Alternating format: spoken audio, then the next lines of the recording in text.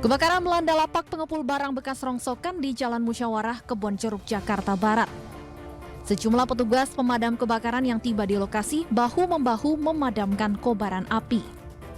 Banyaknya material yang mudah terbakar membuat api dengan cepat menyebar. Petugas juga kesulitan mengakses sumber air untuk memadamkan api. Akibatnya, 4 lapak pengepul barang bekas ludes terbakar. Untuk informasi kebakaran lapak pemilik Bapak Aditya, luas kira-kira 30 kali 10 deh, 10 kali 30. Usia pemilik 53 tahun. Boleh dijelaskan situasi saat ini seperti apa, Pak? Situasi saat ini seperti apa, Pak? Sekarang tinggal pendinginan ya, bentar lagi udah selesai. Api berhasil dipadamkan 1 jam kemudian setelah 14 unit mobil pemadam kebakaran Jakarta Barat diterjunkan ke lokasi.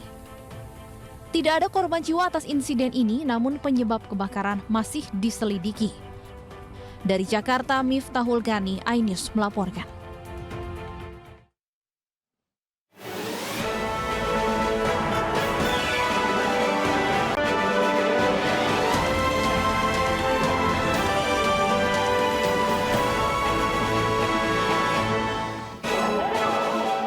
Unjuk rasa ratusan mahasiswa Papua di Bundaran Patung Kuda Jakarta Pusat ricuh.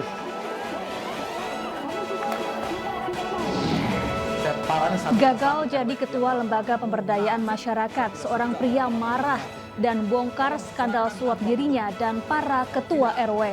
Separannya satu persatu rumahnya. Tolong diingatkan. Barada Eliezer bongkar semua skenario Verdi Sambo di persidangan dari penembakan hingga cerita pisah rumah Sambo dan Putri.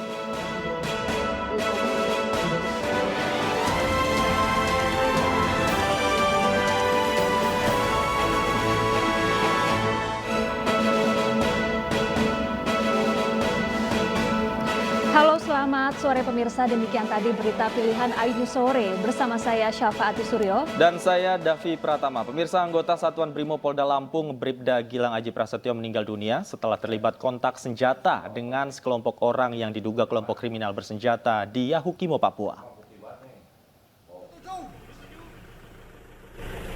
245.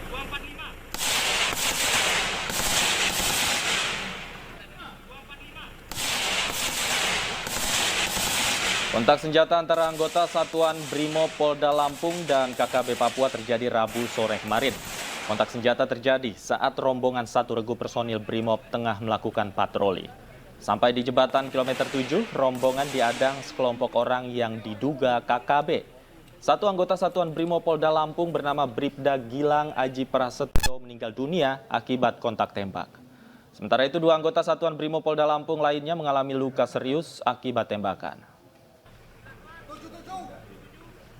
Pada saat terjadinya penyerangan atau kontak senjata yang sekitar 30 menit terjadi, mengakibatkan 3 orang dari personil Satbrimob Polda Lampung yang mengalami luka tembak. Di antaranya adalah luka tembak serius yang dialami oleh korban atas nama Bribda Gilang Aji Prasetyo.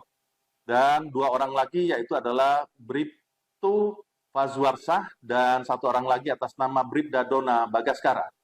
Untuk ketiga korban tersebut telah dievakuasi ke Rumah Sakit Umum Daerah DKI di Kabupaten Yahukimo, Provinsi Papua.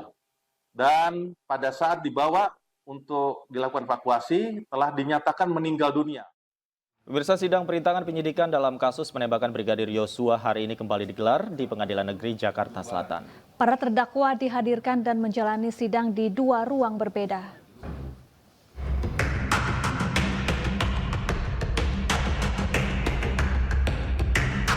Para terdakwa obstruction of justice dalam kasus penembakan Brigadir Yosua hari ini kembali menjalani persidangan lanjutan di Pengadilan Negeri Jakarta Selatan. Sidang beragendakan mendengarkan keterangan saksi untuk terdakwa Hendra Kurniawan, Agus Nurpatria, Arif Rahman Arifin, Cuk Putranto, Baikuni Wibowo, dan Irfan Widianto yang digelar di 2 ruang sidang berbeda. 6 orang saksi dihadirkan jaksa penuntut umum untuk memberikan keterangan. Di antaranya 2 orang anggota Divpropam Polri, Raditya Hernawa dan Agus Saripul Hidayat, staf pribadi Ferdi Sambo, Novianto Rifai, M. Rafli, serta 2 orang saksi ahli selaku ahli digital bernama Heri Prianto dan saksi ahli laboratorium forensik Adi Setia. Keterangan saksi tadi ya berdasarkan penjelasan dari penyidik ada kurang lebih 10 halaman ya.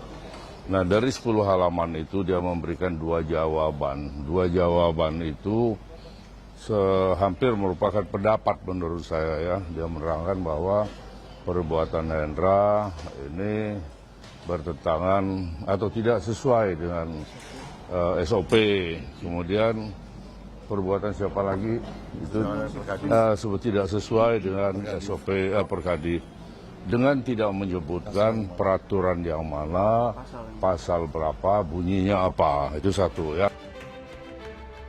Dalam perkara obstruction of justice, 6 orang mantan anak buah Ferdi Sambo ditetapkan sebagai tersangka karena diduga melakukan upaya perintangan penyidikan kematian Brigadir Yosua dengan merusak maupun menghilangkan barang bukti berupa rekaman CCTV di Komplek Polri Duren 3.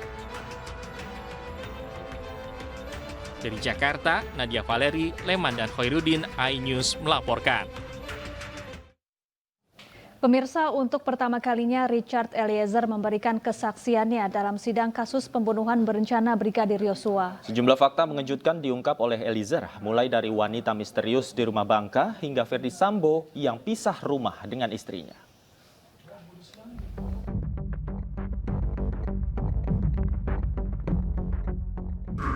Barada Richard Eliezer buka-bukaan membongkar berbagai hal terkait Ferdi Sambo dalam sidang lanjutan kasus pembunuhan berencana Brigadir Yosua. Salah satunya adalah fakta bahwa Ferdi Sambo dan istrinya Putri Chandrawati lebih sering pisah rumah. Saudara FS ini lebih sering di mana? Di Bangka atau di Saguling? Di Bangka yang mulia.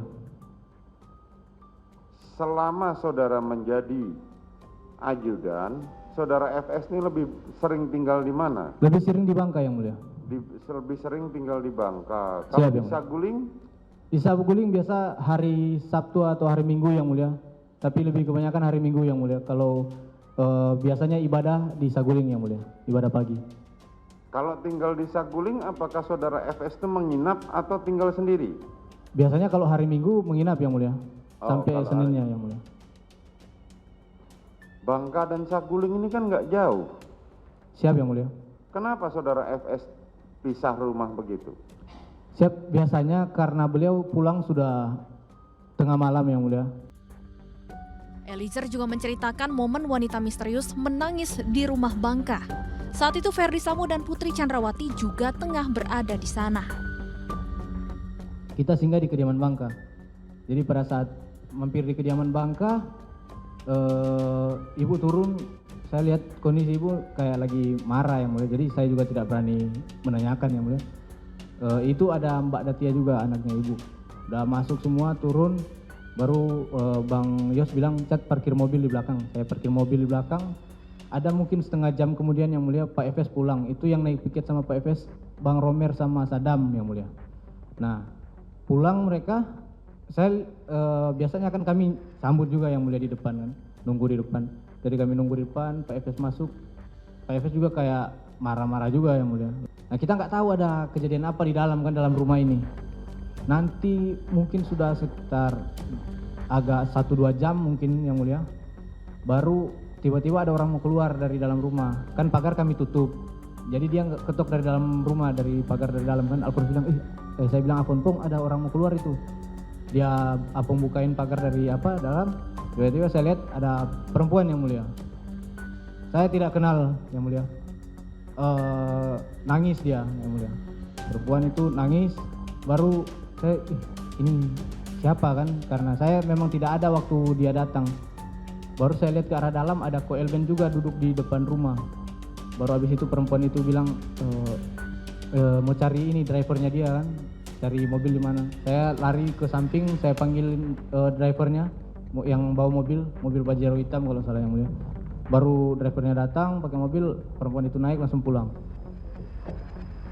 Nah, dari situ yang mulia, semenjak kejadian itu, Pak FS ini sudah lebih sering disaguling yang mulia.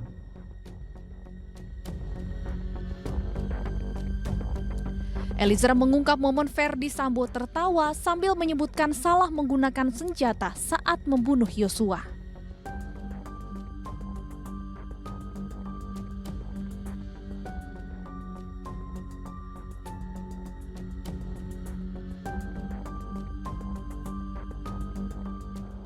Di dalam ruang propos tersebut, apakah pernah Verdi Sambo mungkin bercerita-cerita tentang kejadian itu lagi? Mungkin ada masalah salah tembak dan itu. Coba terangkan itu dulu. bukan dipropos, Bapak. Kalau Di mana cerita itu? tentang itu di kediaman, Bapak. Di kediaman. Coba Siap. ceritakan apa cerita. Jadi pada situ ada saya, ada Bang Riki juga.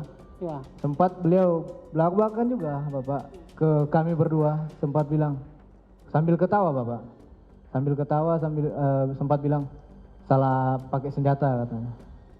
Salah pakai senjata. Jadi penyampaiannya begini itu, kayaknya ada yang salah, akhirnya tertawa. Iya, baru ketawa dia. Eliezer mengaku dirinya merasa bersalah telah mengikuti skenario Sambo. Namun di sisi lain, ia mengaku tak mampu menolak karena takut dengan Sambo yang saat itu merupakan atasannya.